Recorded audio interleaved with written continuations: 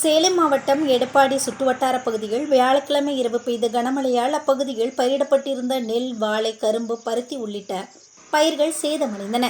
கடந்த சில நாட்களாக சேலம் மாவட்டத்தில் மழைப்பொழிவு ஏதுமின்றி வறண்ட வானிலை நிலவி வந்த நிலையில் நேற்று வியாழக்கிழமை இரவு எடப்பாடி மற்றும் அதன் சுற்றுவட்டார பகுதிகளில் திடீரென கனமழை பெய்தது. இதனால் நகரின் தாழ்வான பகுதிகளில் மழைநீர் ஆறு போல ஓடியது. திடீர் கனமழையால் எடப்பாடி அடுத்த காவிரி வடிநில பகுதிகளான மோளப்பாறை, ஓடைக்காட்டூர் மற்றும் நெடுங்குளம் சுற்றுவட்டார பகுதிகள் பயிரிடப்பட்டிருந்த நெல், வாழை, கரும்பு, பருத்தி உள்ளிட்ட பயிர்கள் மழைநீரில் மூழ்கி சேதமடைந்தன. அப்பகுதி வயல்களில் தேங்கிய நீரை விவசாயிகள் அப்புறப்படுத்தும் முயற்சியில் ஈடுபட்டு வருகின்றனர்.